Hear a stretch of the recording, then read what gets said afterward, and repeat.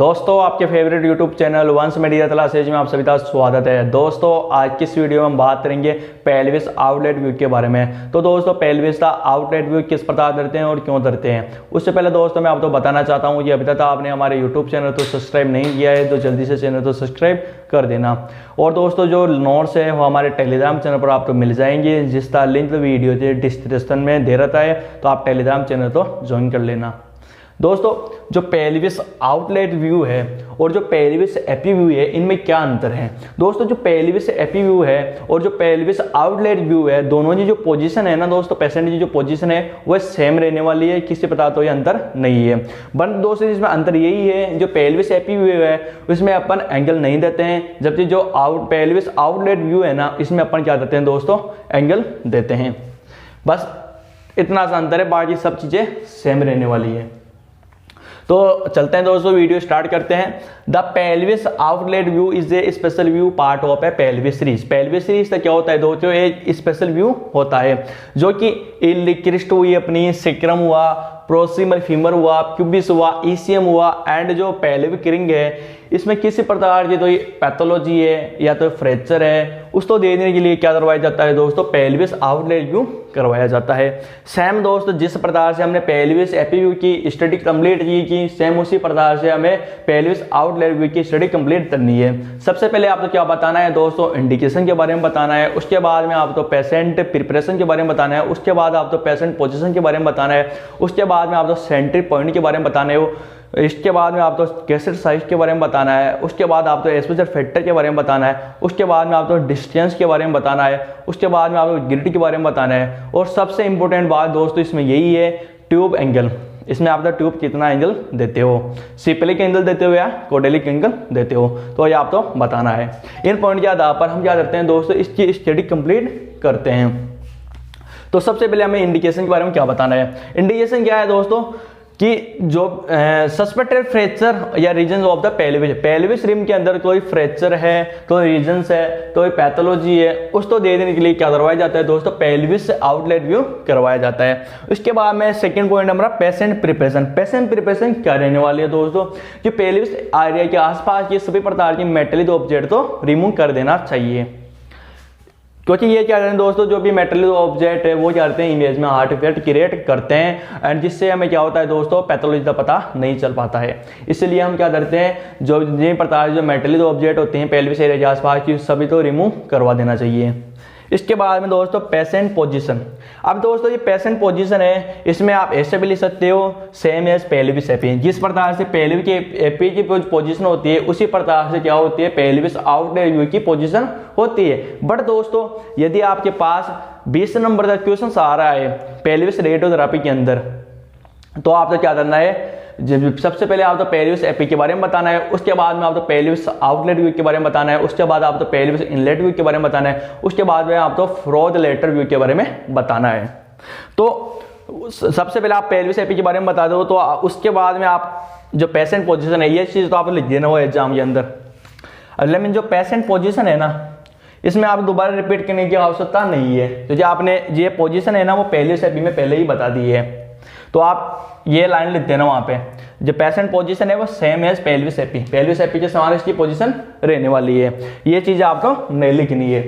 यदि आपके पास 5 नंबर का क्वेश्चन आता है स्पेशल पेल्विस आउटलेट व्यू के बारे में, तो आपको क्या करना है दोस्तों, जिस प्रकार से मैं ये लिखा है सेम उसी प्रकार से आपको एग्जाम में लिख के आना है। सबसे पहले आपको ये लाइन लिखनी है, उसके बाद में आपको इंडिकेशन बताना है, पेशेंट प्रिपरेशन बतानी है, उसके बाद में पेशेंट पोजीशन बतानी है, पूरी की पूरी ये लाइन लिखने की जरूरत नहीं है फिर उसमें, या आप तो ये वाली लाइन लिख के आनी है। इसके बाद में आपको सेंट्री पॉइंट के बारे में बताना है, क्योंकि दोस्तों हम करते हैं पेल्विस आउटलेट व्यू, तो हमने जो पेल्विस की रेडियोथेरेपी कर रहे हैं उसमें तो हम पेल्विस एपी के बारे में कंप्लीटली बता रहे हैं, तो जो कॉपी से रहेगा उस तो पता चल जाएगा कि पेल्विस एपी की पोजीशन इस प्रकार से होती है। और यदि 5 नंबर में क्वेश्चन आ रहा है पेल्विस आउटलेट व्यू के बारे में, तो उसको थोड़ी पता है कि पेल्विस एपी की पोजीशन किस प्रकार से होती है, तो आप तो क्या करना है दोस्तों, यहाँ पर लिखना है पेल्विस एपी के बारे में। तो क्या करते हैं दोस्तों, पेशेंट पोजीशन किस प्रकार से रखते हैं अपन, सर्वप्रथम पेशेंट तो ऐसे टेबल की सेंटर लाइन पर सुपाइन पोजीशन में लेटा देना है। उसके बाद में क्या करते हैं दोस्तों, पेशेंट दोनों पैरों के अंडों तो आपस में मिला देना है। इसी प्रकार से आपको पेशेंट की पोजीशन रखनी है। इसके बाद में आपको क्या करना है दोस्तों, जो पेशेंट के दोनों हाथ है वो अपन क्या करवाते हैं, या तो चेस्ट पर रखवा दो आप या फिर हेड के नीचे रखवा देना। इसके बाद में कैसेट की पोजीशन आपको किस प्रकार से करनी है, तो कैसेट तो अपन क्या करते हैं दोस्तों, बक्की के अंदर जो बक्की होती है उसमें अपन क्या करते हैं दोस्तों, इस प्रकार से लगाते हैं कि कैसे जो अपर बॉर्डर है वो हमारे इलिक क्रिस्ट के 2 इंच ऊपर रहना चाहिए। मतलब जो अमेरिकस रीजन है या जो नाभि है वहां पर क्या होना चाहिए दोस्तों, कैसे का अपर बॉर्डर होना चाहिए, और कैसे शेष भाग है वो नीचे रखते हैं। सबसे इंपॉर्टेंट दोस्तों बात यह है, मैंने जितने भी पढ़ाया है अभी उसमें मैंने बताया नहीं है, जो भी अपन रेडियोथेरेपी करते हैं उसमें अपन क्या करते हैं दोस्तों, मार्कर लगाना आवश्यक होता है। तो आप तो क्या करना है दोस्तों, जो पेल्विस एपी में भी आप लिख देना यहाँ पे, ये जितनी भी अपन व्यू करते हैं, जैसे चेस्ट एपी करते हैं, चेस्ट पीए करते हैं, सब में अपन क्या करते हैं दोस्तों, मार्कर लगाना बहुत आवश्यक होता है। तो आप राइट या लेफ्ट मार्कर वहाँ पर लगा सकते हो। कैसे पर आपको जानना है दोस्तों, राइट या लेफ्ट मार्कर लगाना है, ये सबसे इंपॉर्टेंट बात है दोस्तों।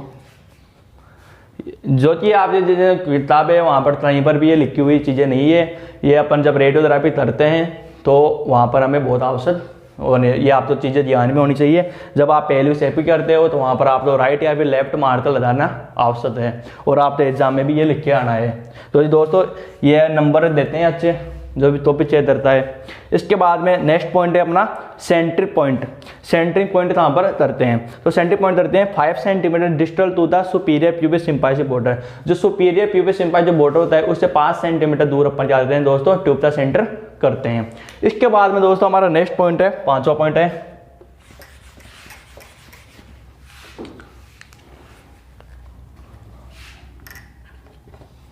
Cassette size. तो दोस्तों अपन कैसेट साइज इसमें यूज में लेते हैं 14-17 इंच की। इसके बाद में हमारा नेक्स्ट पॉइंट है एक्सपोजर फैक्टर। एक्सपोजर फैक्टर के बारे में बात करें तो दोस्तों आप केवी यूज में ले लेना 70 से 80 केवी, और आप एमएस यूज में ले लेना आराम से।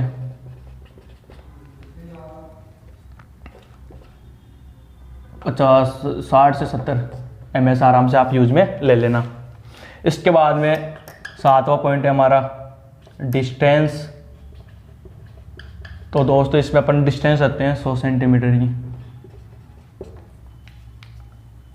इसके बाद में हमारा नेक्स्ट पॉइंट है ग्रिड।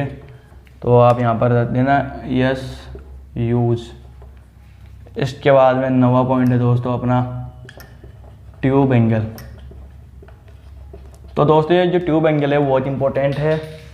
जब अपन मेल के बारे में बात करें तो इसमें अपन देते हैं 20 से 35 डिग्री का सिफेलिक एंगल। सिफेलिक एंगल दिया जाता है, मतलब हेड की ओर दिया जाता है, सिर की तरफ एंगल देते हैं। इसके बाद में यदि फीमेल के बारे में बात करें, यदि आप फीमेल का ऐसे कर रहे हो तो आप तो यहाँ पर देना है 30 से 45 डिग्री का सिफेलिक एंगल देना है दोस्तों।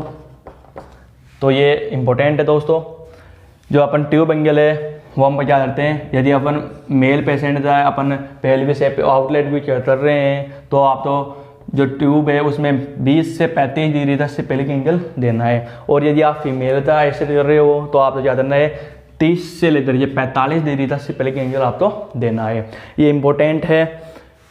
इस हिसाब से आप जाना है दोस्तों एग्जाम में लिख के आना है। सबसे पहले आप तो इंट्रोडक्शन के बारे में बताना है, उसके बाद आप तो इंडिकेशन के बारे में बताना है, उसके बाद आप तो पेशेंट प्रिपरेशन के बारे में बताना है, उसके बाद आप तो पेशेंट पोजीशन के बारे में बताना है, उसके बाद में आप तो सेंटर पॉइंट के बारे में बताना है, उसके बाद में आप तो कैसे साइज के बारे में बताना है, उसके बाद में आप तो एक्सपोजर फैक्टर के बारे में बताना है, उसके बाद आप तो डिस्टेंस के बारे में बताना है, उसके बाद आप तो ग्रिड के बारे में बताना है, उसके बाद आप तो ट्यूब एंगल के बारे में बताना है। दोस्तों मैं अभी भी बोल रहा हूँ, जो पेल्विस एपी है, पेल्विस इनलेट व्यू है, पेल्विस आउटलेट व्यू है, इन सब में अंतर मात्र और मात्र ट्यूब एंगल के अंदर है।